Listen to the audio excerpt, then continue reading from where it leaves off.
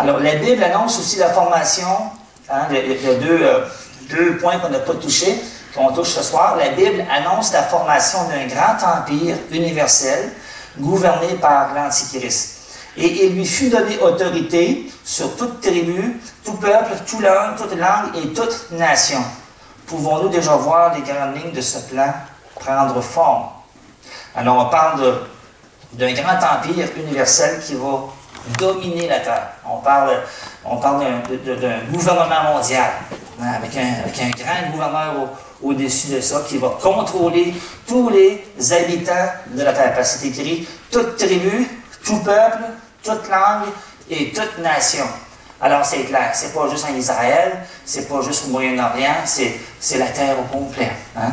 La question, pouvons-nous déjà voir les grandes lignes de ce plan prendre forme? Alors, pour mieux comprendre cette bête de l'Apocalypse au chapitre 13, hein, considérons le rêve de Nebuchadnezzar, roi de Babylone. Alors, je retourne dans le livre de Daniel, parce que le livre de l'Apocalypse doit être compris en lisant le livre de Daniel. Ces deux livres-là se complètent. L'Ancien, comme je l'ai déjà dit à plusieurs reprises, l'Ancien Testament confirme le Nouveau. Et le Nouveau Testament confirme toujours l'Ancien. La parole de Dieu explique la parole de Dieu. Ça, c'est mon principe, à moi. Et de plusieurs, entre autres. Alors, dans Daniel 2, 39-44, Daniel donne une explication d'un rêve que le roi Nebuchadnezzar avait eu. Et le problème, c'est que le roi Nebuchadnezzar avait oublié le rêve.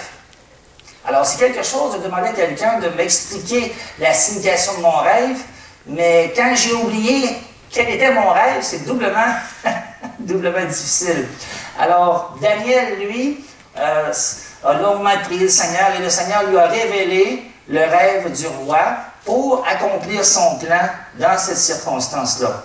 Alors, le verset va comme ceci. « Ô roi, tu es le roi des rois, car... » Mais là, il dit « roi » avec un petit « r ». « Car le Dieu des cieux t'a donné... » Il m'en manque un petit bout, hein? Je pense que je vais tourner moi-même. Daniel. C'est pour ça que j'amène ma Bible, comme ça peut me sauver la vie. Est-ce que quelqu'un pourrait le trouver si quelqu'un est plus vite que moi, là? Daniel, chapitre 2. Oui, tu l'as-tu? Oui. Super, vas-y. À partir de 37? Oui, verset 37, oui. Oui. Ô roi, tu es le roi des rois, car le Dieu des cieux t'a donné l'empire, la puissance, la force et la gloire. Il a remis entre tes mains à quelques lieux qui l'habitent, les enfants, les hommes, les bêtes des champs et les oiseaux du ciel. Il t'a fait dominer sur eux tous. C'est toi qui es la tête d'or. Après toi, il s'élèvera un autre royaume, moindre que le tien, puis un troisième royaume, qui sera d'airain, et qui dominera sur toute la terre. Il y aura un quatrième royaume, fort comme du fer, de même que le fer brise et rompt tout, il brisera et rompra tout, comme le fer qui met tout en pièces. Et comme tu as vu les pieds et les orteils, en partie d'argile de potier et en partie de fer, ce royaume sera divisé. Mais il y aura en lui quelque chose de la force du fer, parce que tu as vu le fer mêlé avec l'argile. Et comme les doigts des pieds étaient en partie de fer et en partie d'argile, ce royaume sera en partie fort et en partie fragile. Tu as vu le fer mêlé avec l'argile, parce qu'ils se mêleront par des alliances humaines, mais ils ne seront point unis l'un à l'autre, de même que le fer ne s'allie point avec l'argile. Merci. Alors, voici le rêve que le roi a fait. Il a vu une statue avec des métaux qui partent de l'or et qui descend à l'argent, qui va au bronze, et qui va au fer, et qui va du fer mêlé à de l'argile. Alors, ça symbolisait ni plus ni moins les royaumes qui devaient succéder à partir du temps de Daniel. Alors, Daniel a reçu la révélation que la tête en or était le royaume actuel de son temps, c'est-à-dire Babylone. Puis là, il a dit, lui-même, qu'un autre royaume se lèverait plus tard, et ce serait les Mèdes et les Perses qui prendraient le contrôle sur Israël, parce qu'on parle ici de pays, d'empires, qui vont régner sur Israël, où ce que Israël va être soumis. Et ensuite, après les Mèdes et les Perses, c'est l'empire grec qui allait prendre la relève, qui allait battre les Mèdes et les Perses. Et ensuite, c'était les Romains, l'empire de Rome, qui allait prendre le contrôle et qui allait s'étendre au Moyen-Orient. Alors, c'est cet empire-là, l'empire de Rome, que l'apôtre Jean, entre autres, a vécu quand il a reçu la révélation, ou le livre, il a reçu la révélation du livre de l'Apocalypse, on va le dire comme ça. Et que plus tard, cette Rome-là, un jour, allait revenir en force et en puissance, mais sous un état de gouvernance différent que du temps des empereurs romains, tels que César, Jules César. Alors, ce verset, il y aura un quatrième royaume, fort comme du fer, de même que le fer brise et rompt tout. Le fer symbolisait l'Empire romain de Jules César, entre autres. Okay? Et les autres empereurs qui ont succédé à ce César-là, mais toujours dans l'Empire romain. Et il brisera et rompra tout, comme le fer qui met tout en pièces. Alors, il parlait des pieds, après ça, des pieds, parce qu'il a remarqué les pieds étaient en fer, mais étaient mêlés d'argile. Alors, et comme tu as vu les pieds et les orteils, les 10 orteils, en partie d'argile de potier et en partie de fer, ce royaume sera divisé. Mais il aura en lui quelque chose de la force du fer. Il aura en lui quelque chose de la force de l'Empire romain. Mais à la fin, mêlé à de l'argile. Et on va voir qu'est-ce que cette argile-là est. Et parce que tu as vu le fer mêlé avec de l'argile. Alors, peut-on voir la formation d'une entité correspondant à ce royaume romain ressuscité de nos jours? Alors, on a trouvé cela. La plupart des étudiants d'eschatologie sont d'accord que l'Union européenne représente exactement cela. L'Union européenne, si vous regardez le fondement, la fondation de cela, c'est lié au monde au travers du traité de Rome. Si vous allez sur l'Internet, dans Google, pitonnez, je ne sais pas si c'est le bon mot, pitonnez, là, allez écrire traité de Rome et vous allez tomber sur la fondation de l'Union européenne, le 25 mars 1957. En 1957, il y avait la Belgique dans ce traité-là, qui a signé, la Belgique, les Pays-Bas, le Luxembourg, l'Italie, la France et l'Allemagne. Ils étaient 6 nations à s'asseoir ensemble sous le traité de Rome. Ils ont signé un document qui se nomme Traité de Rome. Puis on voit encore quelque chose du fer qui revient encore dans ce traité-là. Alors, quand on regarde ces 6-là, qui étaient les 6 qu'ils étaient, ils sont maintenant 27 nations à composer l'Union européenne. Leur but ultime est de gérer le monde entier. Ça, je vais vous le montrer tantôt. Alors, ils sont partis de 6 nations, ils sont montés à 27. En 1973, 3 autres nations se sont ajoutées aux 6 premiers, qui étaient l'Angleterre, l'Irlande et le Danemark. En 1981, le 10e, c'était la Grèce, qui est devenue le membre numéro 10. Alors, de ces 10-là, ces 10-là ont ouvert la porte à d'autres nations pour venir s'agrafer à eux, et c'est monté de 10 à 27 nations, et ils sont 27 jusqu'à aujourd'hui. Alors, vous avez exactement aussi la même topographie romaine que dans le temps de l'apôtre Jean. Si vous regardez l'Empire romain au temps de Jean, l'apôtre, et vous prenez une photo, puis vous comparez avec aujourd'hui, c'est le même empire qui est revenu, avec de légères différences. Alors, vous voyez que j'ai mis en bleu l'Empire romain avec la flèche qui pointe les pieds.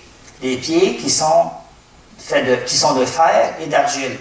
Et Daniel dit que il dit que le fer et l'argile ne peuvent se mêler. Hein? Ce sont deux composantes qui ne peuvent pas se mêler, se souder ensemble. Et quand vous regardez ces 27 nations-là, ils ont tous des cultures différentes, des langues différentes, ils avaient des économies différentes, des religions différentes, et ils sont venus ensemble pour former une entité, un nouvel empire, qui vont bientôt appeler le nouvel empire romain. Là. Il va s'appeler comme ça. Et ces nations-là, qui n'ont rien à voir l'une avec l'autre, sont assis ensemble et ils forment l'Union européenne d'aujourd'hui. Alors, quand l'ange dit à Daniel que, comme tu as vu que le fer et l'argile mêlés ensemble, ils vont être différents.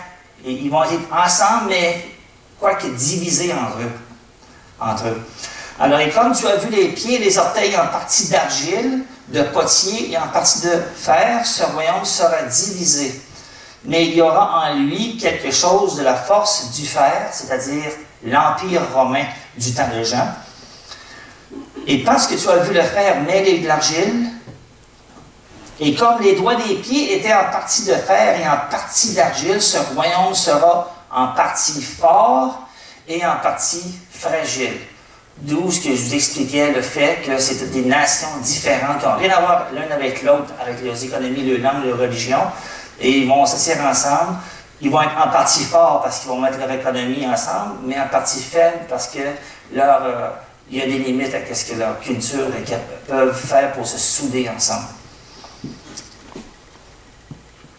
Alors, si vous allez sur le site web de l'Union européenne, ça c'est le site web de l'Union européenne, vous avez leur projet de diviser la planète en 10 zones. Avec chaque zone, ils projettent de mettre un administrateur. Et nous savons que la bête du livre de l'Apocalypse aura 10 cornes ou 10 rois. Hein? La bête est expliquée au chapitre 13 comme étant 10 royaumes qui vont donner leur autorité à la bête. Et toute la terre va être soumise à la bête au travers de ces 10 rois-là. Alors, ne cherchez pas dans d'autres. Ben, vous pouvez chercher, ça c'est des opinions, la spéculation, mais leur site web donne un très bon indice de qu'est-ce qu'ils veulent faire dans l'avenir, dans le futur. Alors, on parle de gouvernement mondial. Vous me dites, oui, mais John, est-ce possible une chose pareille? Je peux vous dire que lorsque l'économie, un jour, va tomber et cracher, ils vont chercher à ramasser les morceaux, et c'est comme ça qu'ils vont redessiner l'administration de la planète. On s'en va toujours à la mondialisation, les banques envalent les autres, tout le monde devient, le plus fort mange le plus faible, et ça va monter comme ça.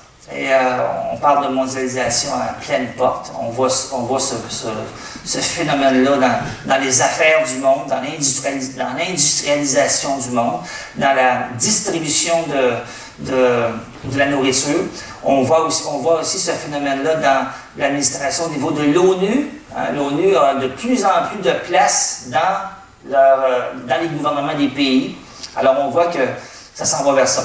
Quand vous allez sur le site web de l'Union européenne, la carte interactive, la partie où vous voyez la Terre, ils l'ont enlevée, mais ils ont laissé tout le reste là. Et ils ont laissé les 10 zones qu'ils ont juste en bas, ici, là, en bas, vous voyez les 10 zones qu'ils veulent créer. Et j'ai mis les numéros sur la carte un peu partout pour vous montrer qu'il va y avoir l'Amérique du Nord, zone numéro 1, l'Amérique centrale, les Caraïbes, zone numéro 2, l'Amérique du Sud, zone numéro 3, l'Europe de l'Ouest, zone numéro 4, la Méditerranée, zone numéro 5, l'Afrique, la zone numéro 6, l'Europe de l'Est et l'Asie centrale, zone numéro 7, le Nord-Est et l'Asie du Sud, la zone numéro 8, l'Australie et le Pacifique, zone numéro 9, et zone numéro 10, l'Asie du Sud. C'est comme ça qu'ils ont divisé la boule, et chaque zone aura son propre administrateur. Mais la parole de Dieu le nomme comme... La parole de Dieu, le livre de l'Apocalypse nous dit que ce sera des rois qui vont être là. Alors, ça regarde drôlement ça. Alors, Daniel dit, c'est un royaume qui dévorera toute la terre, la foulera et la brisera. Alors, on voit comment est-ce que l'Antéchrist va pouvoir dominer. Une fois que tous ces rois-là, parce que c'est écrit dans le chapitre 13, qu'ils vont donner leur autorité à la bête. Ils vont dire, qui est semblable à la bête? Qui peut combattre contre elle? Ça va être une entité tellement puissante que toutes les nations vont simplement s'enligner derrière ça. Et la Bible prédit que ce leader de ce gouvernement mondial exercera un contrôle presque absolu sur les gens de la terre. Le verset dit, « Et elle fit que tous, petits et grands, riches et pauvres, libres et esclaves, reçussent une marque sur leur main droite. » Dans le grec et dans les versions anglaises, on dit « dans la main ». Alors, en français, Louis II a traduit « sur leur main droite et sur leur front », mais le mot exact, c'est « dans leur main ». Allez voir ça dans King James, ça dit « in their right hand and in their forehead ». Alors, on parle de quelque chose à l'intérieur et non en surface. Là. Alors, c'est très précis. Ou sur leur front, et que personne ne put acheter ni vendre sans avoir trois choses, la marque, le nom de la bête ou le nombre de son nom. Et plus loin, on voit que le rapport entre ces trois noms-là, c'est le chiffre 666. Pouvons-nous entrevoir comment il pourrait s'y prendre pour exercer un contrôle absolu? Alors, on a vu la semaine passée une vidéo, je vous ai montré un petit vidéo sur les avancements technologiques de la puce électronique. Hein? Le petit monsieur, l'expert, il parlait, il vantait les avantages tels que du moment que je vais ramasser mon cellulaire, ça va activer mon cellulaire va me reconnaître, donc je suis la personne autorisée à l'utiliser. Les bâtiments sont de plus en plus comme ça. Il y a plusieurs bâtiments maintenant en Amérique où c'est le contrôle total. Ça prend des cartes magnétiques pour ouvrir des portes. Si tu n'as pas cette clé-là, tu ne peux pas rentrer. On voit qu'on est en train de numériser tout dans notre environnement social. On parle aussi d'économie. Hein? Ici, c'est une photo de Fox News qui présentait un petit clip des Nations Unies qui demande une seule monnaie. Et de plus en plus, on voit ça, on entend ça.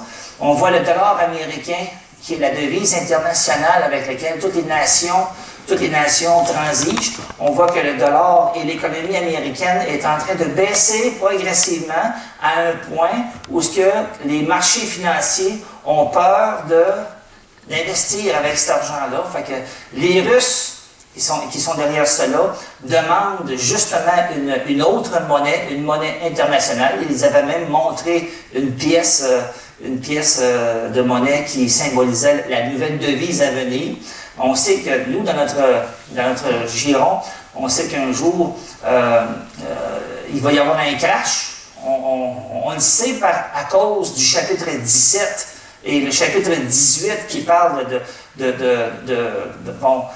la chute de Babylone et de la Babylone spirituelle. Et ça parle aussi de la Babylone économique. Là, il nomme toutes les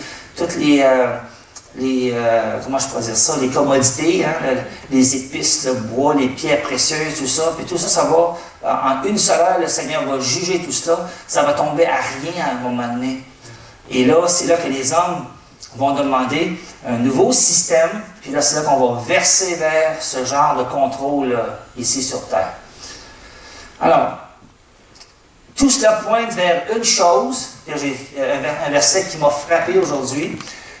Daniel 2, 44, c'est écrit que dans le temps de ces rois, le Dieu des cieux suscitera un royaume qui ne sera jamais détruit et qui ne passera point sous la domination d'un autre peuple. Il brisera et anéantira tous ces royaumes-là et lui-même subsistera éternellement. Et ici, il est question du royaume de Dieu. Dans le temps de ces rois-là, et ça s'en vient. Et si nous voyons le temps de ces rois-là approcher les berges de notre temps à nous, alors on sait une chose, on sait que le Seigneur est sur le point d'instaurer son royaume ici sur terre. Où ce que tous les enfants de Dieu, nés de nouveau, rachetés par le sang de Jésus, qui ont reçu Jésus dans leur cœur, qui ont laissé leur cœur transformé par le Maître, tous ceux qui ont lavé leur robe dans le sang d'agneau, eux auront part à ce royaume-là. Et tous ceux qui sont morts avant nous, tous ceux qui ont mis leur confiance en Jésus pour leur salut, pour leur avenir éternel. Alors, dans ce temps-là, le Seigneur dit qu'il fera un royaume qui ne passera point à un autre peuple. Ça va être à nous et à nous seuls pour l'éternité avec Christ sur terre. Alors, on passe au flash actualité. Je n'ai toujours pas réparé la petite patente qui sonne là, mais c'est tout comme. Alors, aujourd'hui, j'en ai ramassé une qui parle voyons. Bangkok, j'ai le nom devant moi. Alors, la ville de Bangkok qui n'a jamais été sous l'eau, qui l'est maintenant. Alors, une grosse ville de 9 millions de personnes qui se promènent dans l'eau, une ville inondée par les pluies, des pluies sans jamais pareil. On sait que le Seigneur a parlé de cela, qu'il y aurait des phénomènes comme ça, des bombes d'eau. Et c'est dans aux nouvelles ce soir.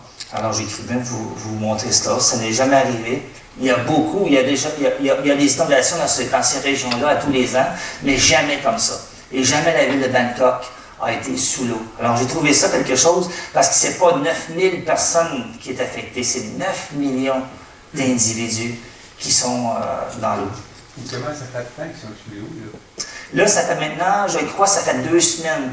Puis là, ils ont dit aux nouvelles ce soir qu'il y a une grosse, ils disent en anglais, pond, un étang, un gros étang d'eau, plus haut que la ville qui s'en va vers la ville. Fait que la ville est réellement là. Ils disent que qu'est-ce qui contribue justement à l'inondation de la ville, c'est les drains. L'eau, la ville est envahie par les drains. Alors, c'est quelque chose de 9 millions, c'est du bon. Hier, aux nouvelles, on a tous entendu parler de Mohamed Kadhafi, qui a été, on dit qu'il a été exécuté, parce qu'il y a des vidéos qui montrent qu'il a été pris en vie, et soudainement, dans quelques clips plus loin, il est mort, il a un trou dans le front. Alors, M. Kadhafi, qui est la victime du printemps arabe, hein, c'est quand je vous parle du printemps arabe, on parle du Muslim Brotherhood. En français, je le traduis comme la confrérie musulmane. Et ça, c'est un organisme politique qui a eu ses humbles débuts lors de la Deuxième Guerre mondiale. Et le grand Mufti, le grand Mufti, qui a été le fondateur de cela, j'ai une photo que j'ai déjà montrée ici, le fondateur de ce groupe-là, qui donne la main à Hitler. Et on sait que Hitler était un antisémite, on sait qu'il a essayé de effacer Israël de la face de la terre. Et le Muslim Brotherhood a parti une révolution en Turquie, pas en Turquie, mais en Tunisie, sous le gouvernement de M. Ben Ali, quand une personne s'est immolée par le feu, et ça a parti une révolution qui a débordé jusqu'en Égypte. Et la même chose est arrivée à M. Hosni Moubarak, qui a été lui aussi limogé. Et après ça, ça l'a sauté en Libye. Et là, maintenant, c'est M. Kadhafi qui a été exécuté. Et cette même révolution est en marche dans plusieurs pays de la Méditerranée. Et le prochain que moi, je pense que je vois, là, c'est la Syrie avec Bachar al-Assad. Monsieur Hassan, en tout cas, on va le dire comme ça. Et ce monsieur-là est dans l'eau chaude encore parce que son peuple est dans la rue tous les jours. Puis on parle de milliers de morts tous les mois dû aux protestations. Alors, le Muslim Brotherhood ou la confrérie musulmane a mis son printemps arabe en marche ce printemps et continue. Nous sommes rendus à l'automne au début de l'automne. Et puis là, c'est M. Kadhafi qui a sauté, comme on dit. Je vous ai nommé tantôt les 3 victimes du printemps arabe, du Muslim Brotherhood. Il y a l'ex-président tunisien, M. Ben Ali. Il y a M. Moubarak et M. Muammar Kadhafi. Alors, ces 3-là sont les 3 dirigeants qui y ont passé. Qui n'ont pas nécessairement été tués, mais on sait que M. Moubarak est en procès en Égypte, mais il y a des bonnes chances qu'il finisse comme M. Muammar Kadhafi. Et ce matin, à CNN, on a sous-entendu que le président syrien Bachar al-Assad et M. Mahmoud Ahmadinejad étaient les 2 prochains dans la mire de cette révolution. Et pourquoi je vous parle du Muslim Brotherhood ou de la confrérie musulmane, c'est que ces gens-là, un de ces 4, vont unir le monde arabe pour les emmener un jour à attaquer Israël. Et on voit ça dans le livre de Daniel au chapitre 11, qu'il va y avoir un bloc qui se nomme le roi du Sud, qui va être les Arabes qui vont monter contre Israël. Après ça, il va y avoir, juste avant cela, il va y avoir le roi du Nord qui va s'essayer contre l'Antéchrist qui va avoir mis son poste de contrôle dans Jérusalem. Une fois que le roi du Nord va avoir été défait, le roi du Sud va s'essayer à son tour, et ça, c'est les nations arabes qui vont s'essayer, et eux aussi vont manquer leur coup. Et après ça, il va y avoir les rois de l'Est qui vont s'essayer après les rois du Sud, et ça, c'est les pays de l'Asie, la Chine et d'autres petits pays qui vont monter contre Jérusalem. On parle de 200 millions, une armée de ce genre, dans le livre de l'Apocalypse. Alors, mais là, je vous parle de la confrérie musulmane qui va être le ciment de tous ces petits pays arabes-là, qui va les emmener. Puis le verset dans Psaume 83 dit « Ils forment contre ton peuple des projets pleins de ruses et ils délibèrent contre ceux que tu protèges. » Il parle d'Israël. En disant, venez, disent-ils, quand ils parlent de ce verset-là, ils parlent de ce que les ennemis vont dire en leur cœur. Ils vont se dire, venez, disent-ils, exterminons-les du milieu des nations et qu'on ne se souvienne plus du nom d'Israël. Ils se concertent tous, et en anglais, ils sont confédérés. Et on trouve ça, cette confédération-là aujourd'hui, avec la Ligue arabe. Rentrez ça dans Google, Ligue arabe, vous allez voir toutes les nations arabes qui sont justement contre Israël actuellement, et ils attendent un jour de monter contre eux autres. Ils se concertent tous d'un même cœur, ils font une alliance contre toi, et là, on nomme qui ils sont, les tentes d'Édom, les Ismaélites, ça c'est les Arabes, Moab, les Agaréniens, et ils nomment une liste de noms qui suit à cela. Il y a aussi, en fait, la semaine passée, le G20 qui s'est réuni en Espagne pour justement régler le problème de la dette européenne. Et il y a peut-être même question qu'ils vont larguer la Grèce, qu'ils vont les sortir de l'Union européenne pour essayer. C'est une supposition parmi tant d'autres solutions proposées, parce qu'on ne sait plus comment régler le problème de la dette en Europe. Et si l'économie de l'Europe crache, alors ça va entraîner tous les pays, comme l'Allemagne, entre autres, qui a beaucoup d'argent investi là-dedans, et les États-Unis, et par contre-coup, le Canada, ça va faire tomber l'économie du monde. Je surveille le moment où ça va arriver, parce que ça a des implications pour nous en tant qu'enfants de Dieu, parce qu'on sait qu'un jour, on va verser vers un gouvernement mondial. Alors, ça prend quelque chose de ce genre pour justement rendre la détresse sur la terre assez grande que les hommes vont dire oui, on embarque dans la patente, puis ça va finir là. Mais ça ne finira pas là. Alors, le G20 qui s'est réuni la semaine passée, il y a M. McCain qui a réagi au complot d'assassinat de l'ambassadeur arabe la semaine passée. On avait tenté l'assassinat de ce monsieur et les États-Unis cherchent une occasion dans cela pour maintenant attaquer l'Iran. Et le sénateur McCain, c'est un sénateur assez influent aux États-Unis et lui pousse vers une action militaire. Et on sait que l'Iran a beaucoup menacé Israël et les États-Unis de rétribution. Il prend un grand langage. On sait qu'ils sont en train de fabriquer une arme nucléaire et ils ont promis de l'utiliser si les Américains les poussaient à le faire. Alors, là, on voit qu'il y a des choses, il y a des joueurs qui commencent à mettre... il y a des tambours de guerre qui se font aller et ça va probablement placer certains joueurs sur le map. Et là, on va voir au travers de cela, à un moment donné, éclater la guerre de Gog et Magog au chapitre 38 et 39. Et cela va coïncider, entre autres, avec la trompette qui va justement enlever l'Église de Dieu sur la terre et partir le troupe de Jacob. Et à ce moment-là, va démarrer les sauts, les quatre sauts qui démarrent justement la guerre partout sur terre. Alors on voit une formation, on voit des choses politiques qui pourraient nous amener aux portes de ces prophéties-là. C'est ça que je suis en train de dire.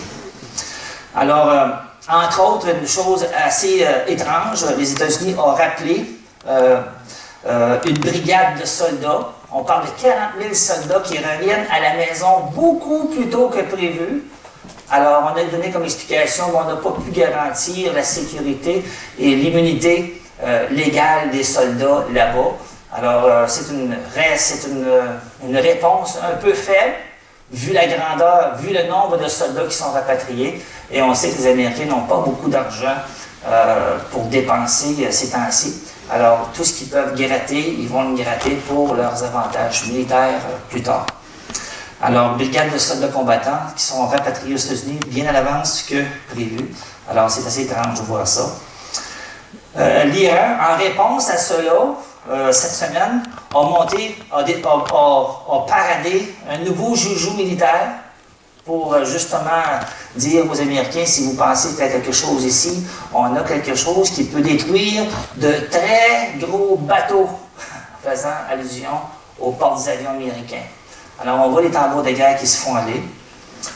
Et une autre nouvelle qui a été relâchée hier à Reuters. L'Iran, Reuters, c'est une agence de presse très crédible, déclare que l'Iran pourrait fabriquer, a assez de matière fissile pour fabriquer des bombes, bombes nucléaires, malgré les sanctions économiques de l'Union. Les Nations Unies, je m'excuse, les Nations Unies. Les Nations Unies ont voté un grand nombre de sanctions économiques, mais malgré cela, ils ont découvert que l'Iran est capable de produire quand même le plutonium qu'ils ont besoin pour justement... et ça implique qu'ils doivent acheter de l'équipement à l'étranger, et tout cela se transige sur le marché noir, bien sûr, parce qu'il n'y a aucun pays qui va être pris à transiger avec l'Iran. Car les pays qui sont pris à transiger avec l'Iran actuellement sont barrés aux États-Unis de toute transaction économique. Alors, c'est le genre de jeu qui se joue là.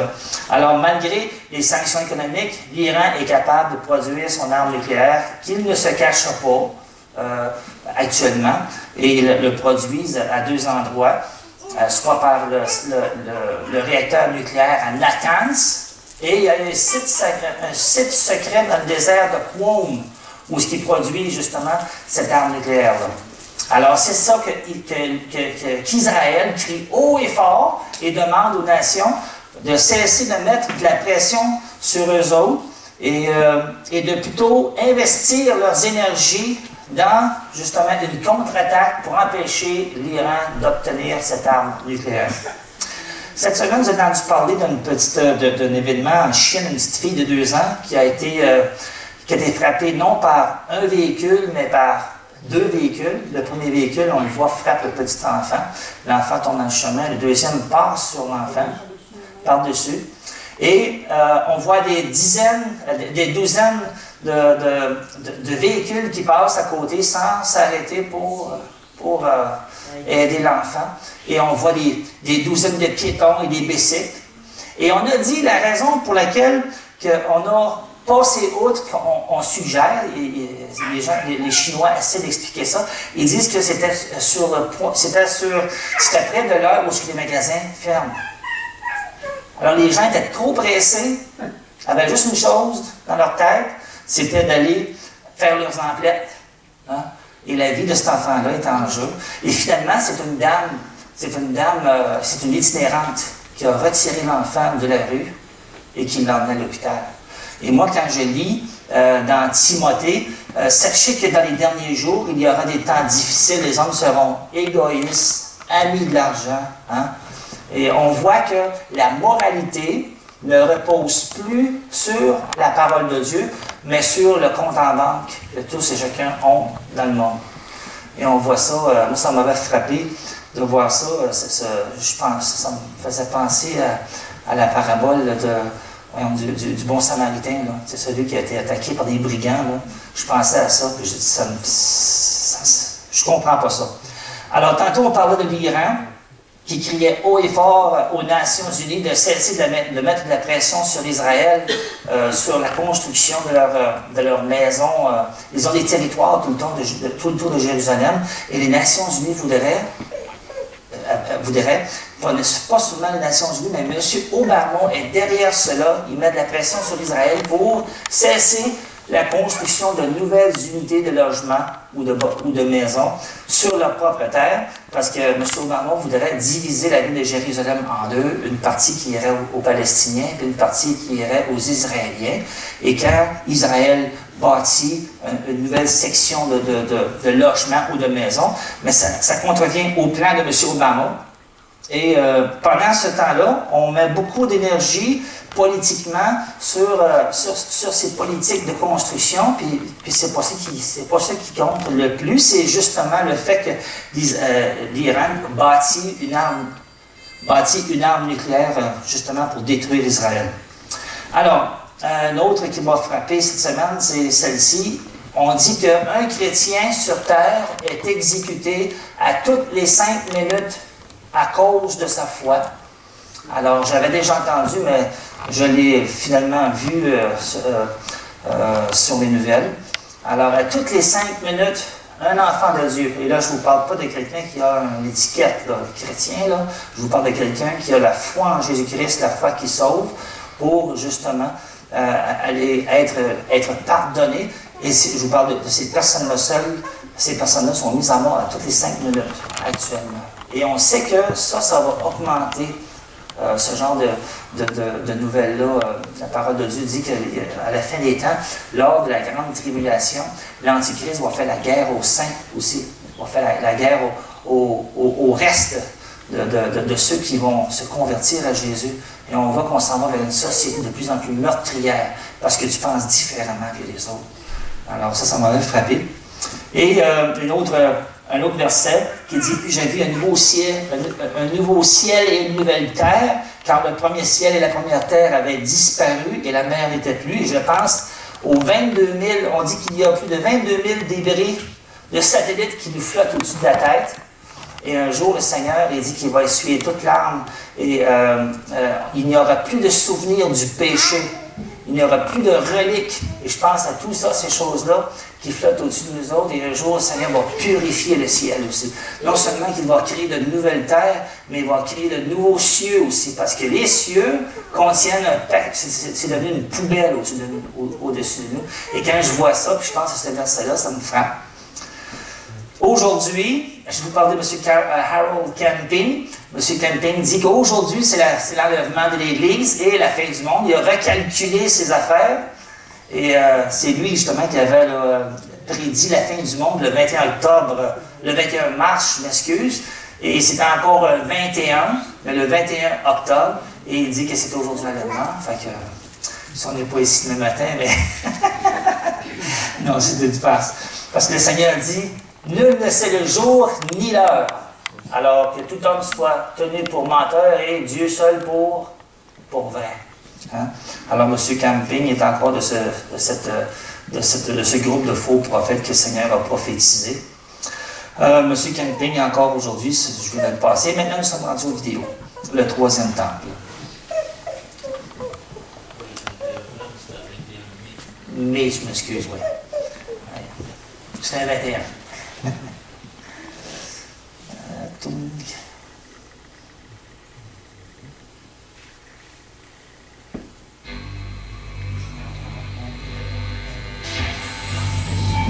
Foreclosure is a big word for something very basic. Algerian managed to slip through the security net with explosives hidden in it. We've had 4 days of wall-to-wall hysteria worldwide about this. When you put that number in, you're looking at double, 22.1% unemployment. 1 in 10 Americans still cannot find work. Many businesses have shuttered. Home values have declined. President Obama has summed up his first year in office. A lot happened, and a lot has been happening. One of the things that the president didn't mention in his State of the Union address is the situation in the Middle East. Even though last year, in his Cairo speech, President Obama made peace in the Middle East his #1 priority. We know a lot is happening in Israel right now. For example, there's news coming out of Israel. There's a rumor that construction is going to begin on the Third Holy Temple in Jerusalem on March 16th. And although this might be based on a beautiful tradition, the fact is, construction can begin on the Holy Temple right now. And you know, everywhere that we look in the Bible, in the Holy Torah, we find that God emphasizes our role in bringing about the redemption today. How many times do we see verses like, "The things which I command you today, you shall place them upon your heart today." Today, you heard God speak to you. All of these verses emphasize that God commands us today. When we find that God commands us in the book of Exodus, "You shall make for me a sanctuary, and I will dwell among you," He didn't tell us to wait until March 16, 2010. He told us today. Every day is a good day to start building the Holy Temple, and the enthusiasm and the response of people is so beautiful. Is it really going to be happening next month? Well, you know, it's up to us to make it happen now.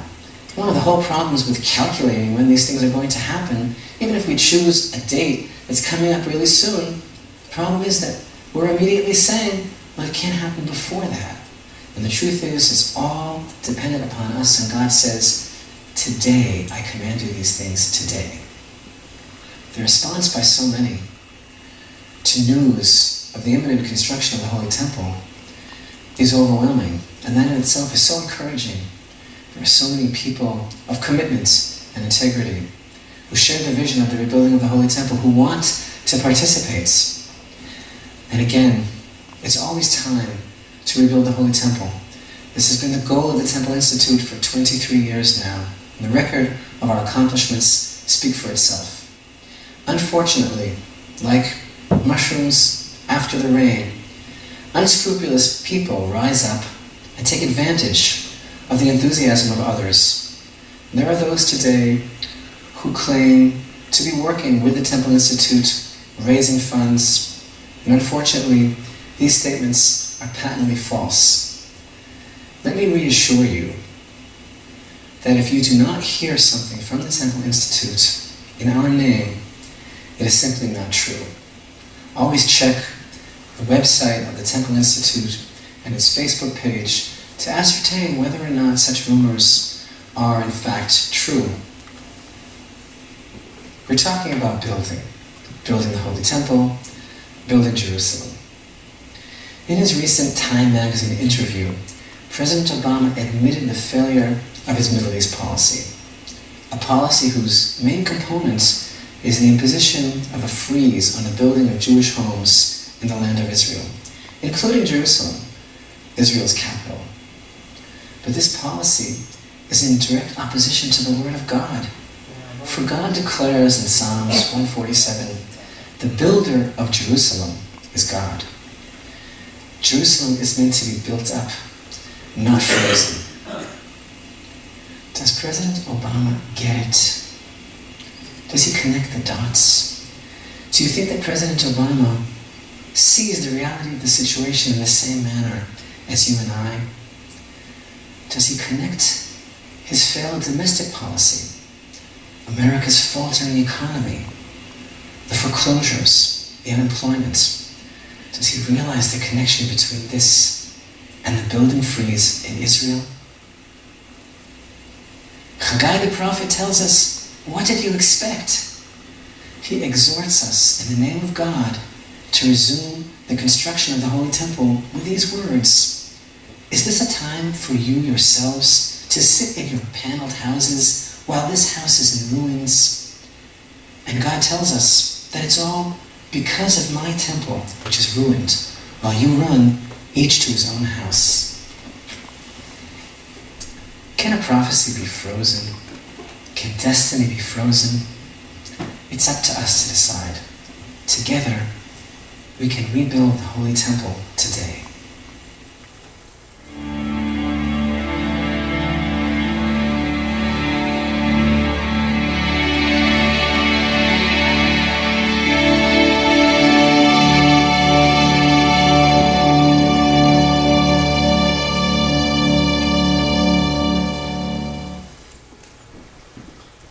Alors, vous voyez, et puis moi, ce que ce monsieur-là, en passant, ce monsieur-là, c'est l'autorité en matière de temple, du troisième temple en Israël. Et puis là, lui, et puis moi, ce que je trouve intéressant, c'est qu'il mentionne les calamités qui arrivent aux États-Unis, la crise économique aux États-Unis, dans un temps où M. Obama applique une politique étrangère sur Israël et impose un gel de la construction, de toute construction en Israël. Lui et puis moi est en train de dire que c'est à cause de cela que les Américains, le Seigneur touche le pays des États-Unis. Alors, je vais juste revenir ici.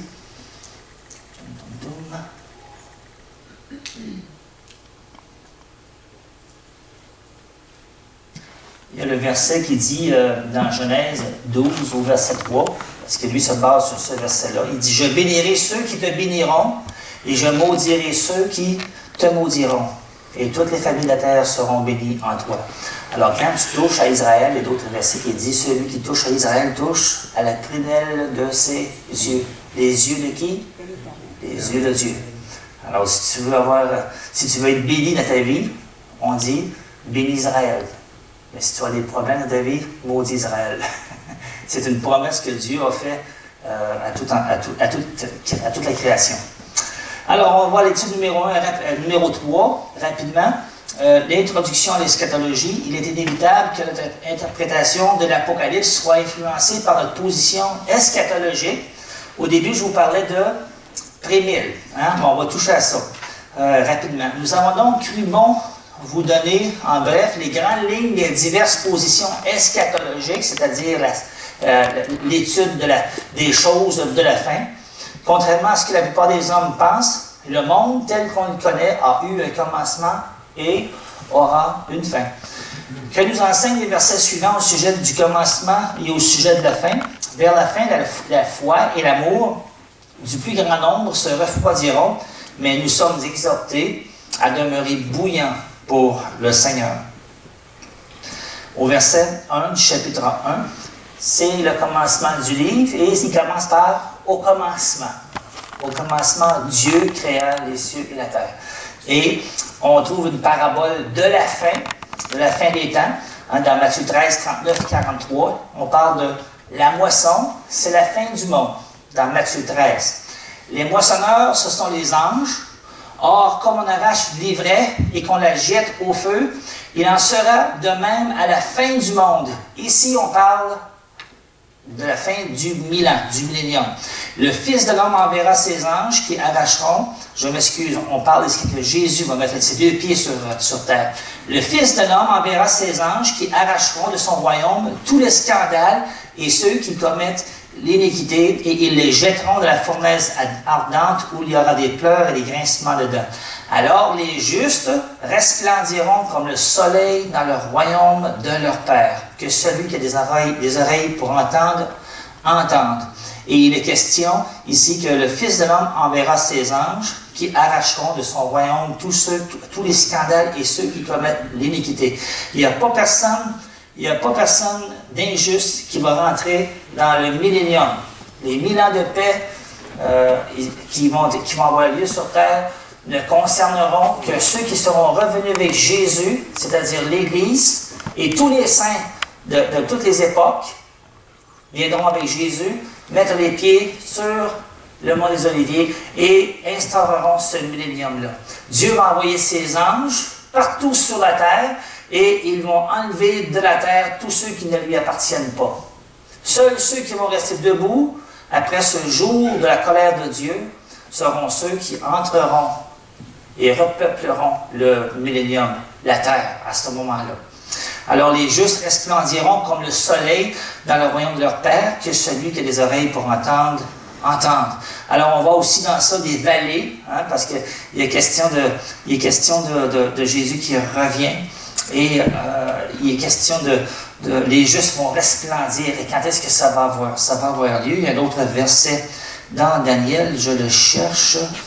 Plusieurs de ceux qui dorment dans la poussière de la terre se réveilleront. Quand Jésus va remettre les pieds sur terre, ce sera aussi le moment de la première résurrection, la résurrection des justes. À ce moment-là, tous ceux qui seront morts vont recevoir leur corps à ce moment-là et vont régner avec Christ durant les 1000 ans. La première résurrection est là. Plusieurs de ceux qui dorment dans la poussière de terre se réveilleront. Une autre vallée se pointe ici. Les uns pour la vie éternelle et les autres pour l'opprobre, pour la honte éternelle. Il y a une vallée de 1000 ans entre ces deux résurrections-là. La résurrection des méchants, c'est-à-dire le jugement du grand trône blanc, a lieu à la fin du millénium. Tandis que la résurrection des justes a lieu au début du millénium. Alors je veux revenir, parce que j'ai sauté au commencement. Bon, on est rendu là. Aussitôt après ces jours, un autre verset, aussitôt après ces jours de détresse, le soleil s'obscurcira, la lune ne donnera plus sa lumière, les étoiles tomberont du ciel et les puissances des cieux seront ébranlées. Ça, c'est le sceau numéro 6 du livre de l'Apocalypse. À ce moment-là, c'est toute la création céleste qui est affectée. Et là, les hommes sont terrifiés parce que soudainement, la lumière n'est plus là comme elle l'était, le soleil n'est plus là comme il était, la lune n'est plus là comme il l'était. Alors, ça va être les astres qui sont affectés. Alors, le signe du Fils de l'homme, moi je crois que c'est le Shekinah de Dieu, c'est-à-dire la gloire qui était justement au temps du tabernacle avec Moïse, quand on déplaçait le temple, le temple, mais sous sa forme de toile. Israël était mené par une colonne de feu la nuit et une colonne de nuée le jour. Et c'était tout un spectacle, ça. Et quand Dieu rentrait dans le Saint des Saints, lors du temps du sacrifice, il est écrit que la place se remplissait de la gloire de Dieu. C'était un nuage lumineux. Et ça, moi, je crois que c'est ça. C'est ce qu'on nomme aussi le Shekinah dans l'Ancien Testament. Et moi, je crois que le signe du Fils de l'homme va être le Shekinah. C'est la partie que Jésus a laissée au ciel quand il est venu sous la forme d'un homme. Tu sais, il y a un verset qui dit « Tu l'as fait d'un peu inférieur aux anges, mais tu l'as couronné de gloire et d'honneur dans Ésaïe, chapitre 8. Tu l'as fait d'un peu inférieur aux anges. C'est cette partie-là de la déité de Jésus qui est demeurée au ciel. Jésus a juste pris une forme humaine. Alors, un jour, ce signe du Fils de l'homme, je crois, sera le Shekinah, paraîtra dans le ciel. Toutes les tribus de la terre se lamenteront et elles verront le signe, elles verront le Fils de l'homme venant sur les nuées du ciel avec puissance et une grande gloire. Ça, c'est en Matthieu 24. Il enverra ses anges avec la trompette retentissante. Beaucoup de monde disent que ce verset-là, c'est l'enlèvement, parce qu'il parle, il enverra ses anges avec la trompette retentissante et ils rassembleront ses élus. Quand Jésus revient chercher l'Église, Jésus, dans Thessaloniciens, c'est lui-même qui vient chercher l'Église. Il n'envoie pas ses anges. Quand vous lisez dans Thessaloniciens, c'est Jésus qui dit, dans 1 Thessaloniciens 4,16, il dit, il y a quelqu'un qui peut me le lire ou c'est moi qui vais vous le trouver, bougez pas. 4,16, close. Par. Rapidement, Thessaloniciens.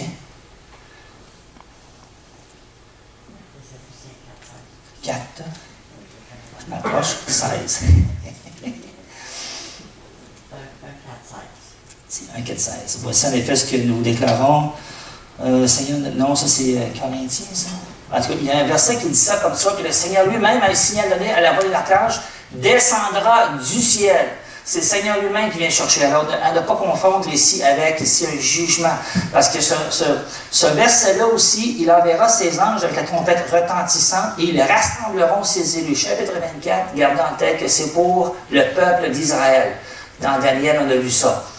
Et je me fie sur aussi un autre verset dans Isaïe, au chapitre 11, qui dit « Il élèvera une bannière pour les nations. Il rassemblera les exilés d'Israël. » Lisez le chapitre 11, c'est le millénium d'un bout à l'autre. Et il dit « Et il recueillera les dispersés de Juda des 4 extrémités de la terre. » Alors à ce moment-là, quand Jésus va remettre les pieds sur terre, il va instaurer son royaume, il va rassembler tout le reste d'Israël qui se sera converti au Messie.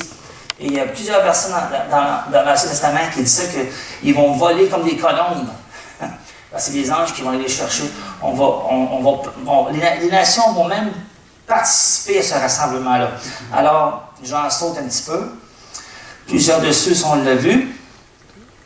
Dans 1 Corinthiens 15, 24-25, ensuite viendra la fin, parce qu'on parlait de la fin, quand il remettra le royaume à celui qui est Dieu et Père, après avoir détruit toute domination, toute autorité et toute puissance. Quand il mettra les 2 pieds sur le mont des Oliviers pour instaurer son royaume, il va être le général en chef. Il va être Dieu sur terre. Il paîtra les nations avec une verge de fer. La fin de toutes choses est proche, dans Pierre. Hein? Il y a ce verset-là qui dit « Soyez donc sages et sobres pour vaquer à la prière. Avant tout, ayez les uns pour les autres une ardente charité, car la charité couvre une multitude de péchés. » Alors, vous avez un autre verset dans Romains qui parle de « La nuit est avancée, le jour approche. Dépouillons-nous donc des œuvres de ténèbres et revêtons les armes de la lumière. » Alors, il y a différentes positions théologiques concernant le règne de 1000 ans. Il y en a 3.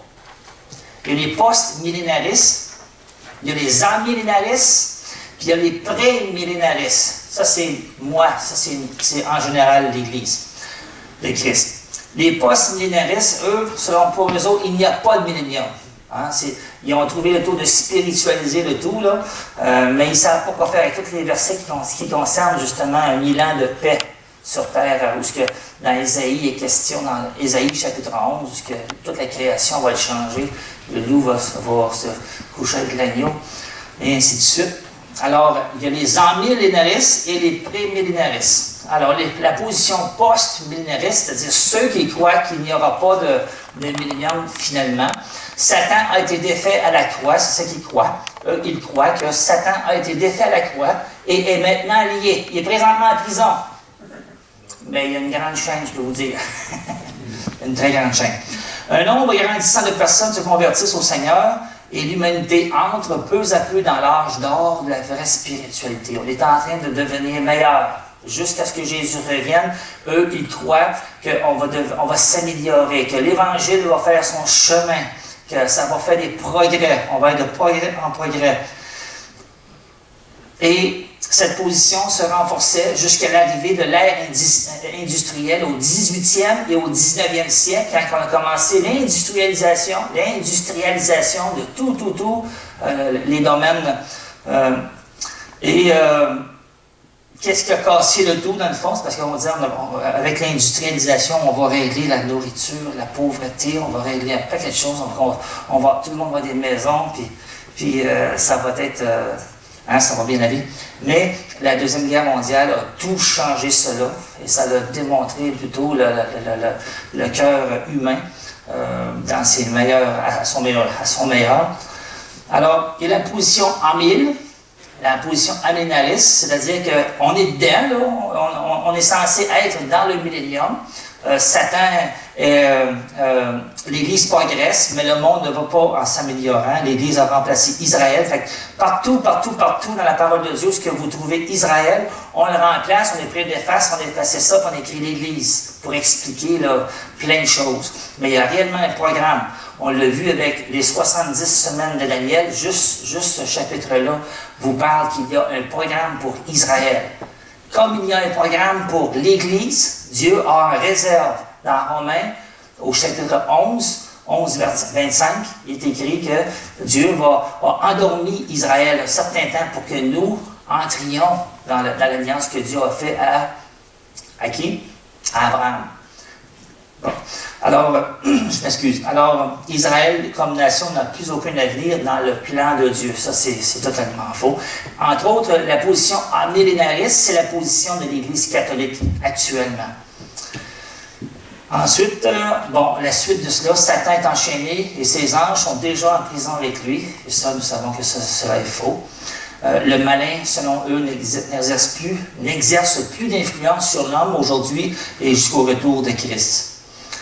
La position pré-millénariste, ça c'est celle que moi j'adopte et c'est celle c'est la position naturelle de la parole de Dieu. C'est celle qui explique qu'il y a justement des périodes, une période de 1000 ans, où ce que Dieu va accomplir un grand changement sur terre au niveau de la topographie d'Israël, entre autres. Israël va être agrandi, va être dans ses territoires qui lui avaient été donnés au tout début. Comme cela, il n'occupe qu'une très petite partie. La nature va changer. Dans Ézéchiel, chapitre 41, il est question que lorsque Christ va rentrer dans son temple, c'est écrit qu'un fleuve va couler de là et ce fleuve va réparer toute la terre, entre autres. Ça va restaurer la mer, ça va restaurer la forêt, ça va restaurer toute la création, entre autres. Allez lire ça. De dire que ça n'existera pas, c'est prendre un efface puis effacer ces bouts-là dans la Bible. C'est la seule façon qu'on pourrait justifier une position autre que celle du pré-millénariste. Alors, si je lis, Satan a été défait à la croix, ça c'est vrai. Satan a été défait là, mais n'est pas encore lié. L'Église progresse, mais à travers beaucoup d'opposition et de souffrance, bien que jouissant de bénédictions spirituelles de la Nouvelle Alliance promise à Israël dans l'Ancien Testament, l'Église n'a pas remplacé Israël comme peuple de Dieu.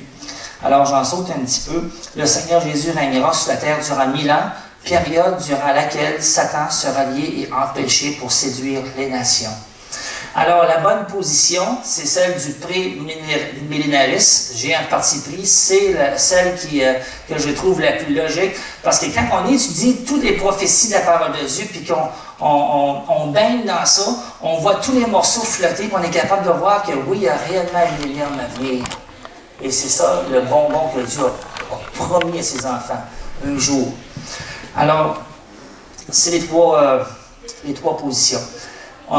Ces trois positions ont en commun le millénium, qui va être ici sur terre. Ce sera un royaume théocratique. Jésus-Christ sera proclamé roi des rois et seigneur des seigneurs.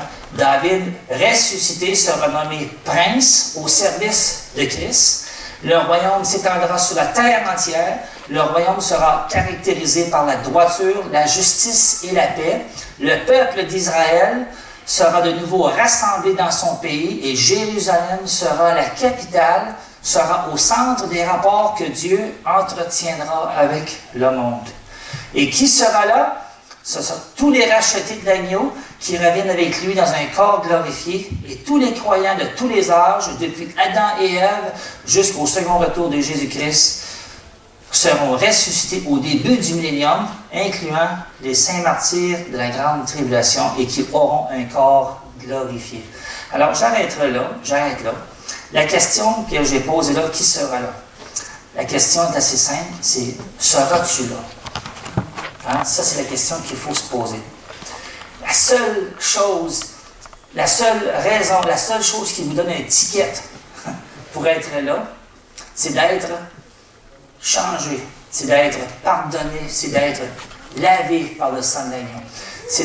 Et comment est-ce qu'on sait qu'on a été changé, lavé, purifié par le sang de l'agneau? C'est qu'on a ce qu'on appelle une relation intime avec lui. On a une relation authentique avec lui. J'ai une relation avec mon Seigneur comme moi, j'ai une relation avec ma femme. je parle à ma femme et elle m'entend. Elle m'écoute, je lui pose des questions et elle me répond. Nous avons une relation entre moi et Françoise. La même chose avec Dieu. Si tu n'as pas cette relation-là avec lui, c'est qu'il y a une bonne chance que tu ne lui appartiennes pas. Si tu ne connais pas, si tu connais un paquet de choses sur la parole de Dieu, sur la Bible, sur l'Église baptiste évangélique, mais que tu n'as pas cette relation en or avec lui, il y a des chances que tu ne le connais pas. Et le Seigneur a dit à la femme, qui était la Samaritaine, qui était justement sur le bord du puits, il a dit ceci à elle. Cette dame-là venait puiser à tous les jours dans ce puits. Elle pensait épancher sa soif elle-même. Mais à tous les jours, elle devait y revenir. C'était son effort à elle, c'était ses efforts à elle, tout simplement. Mais Jésus a dit, si tu connaissais le don de celui qui t'a dit, donne-moi à boire, tu lui aurais demandé lui-même à boire. Il dit, quand il parle de son eau, il dit, celui qui boira de l'eau que je lui donnerai, deviendra en lui une source d'eau vive qui jaillira jusque dans la vie éternelle. Cette source d'eau-là ne s'épuisera jamais. Alors le Seigneur demande, ni plus ni moins, à l'homme de reconnaître qu'il a besoin d'une eau fraîche, une eau vivifiante. Et je sais que la plupart d'entre nous qui sommes ici ce soir avons passé par cette expérience. Mais le danger dans la vie chrétienne, c'est qu'à un moment donné, c'est on s'assèche, on devienne sec. Et que finalement, on s'aperçoit qu'on n'a plus cette belle relation-là qu'on avait. Que Dieu n'est plus au rendez-vous avec toi dans ta journée. Que les petits clins d'œil que Dieu faisait, tu ne les as plus. Et si tu n'as plus cela dans ta vie, c'est parce que tu es retourné boire dans tes anciens puits. Qu'importe quels qu'ils étaient. Et le Seigneur nous appelle, ni plus ni moins, à retourner au puits pour puiser de l'eau en lui, de l'eau vivifiante qui jaillit toujours, éternellement, jusque dans la vie éternelle. Alors, si ta vie est devenue morne ou sèche, ou si ta vie s'est asséchée, ou si tu ne connais pas ça, demande-lui à boire de cette eau. Comme cette femme l'a fait. Un jour, cette femme-là a reconnu qu'elle cherchait à être aimée au travers des hommes. Jésus lui a dit, tu as eu 5 hommes, 5 maris, et celui lequel tu es n'est pas le sien. Cette dame-là avait reconnu son besoin d'être sauvée. Il fallait qu'elle boive de lui et de lui seul. Alors, on va prier.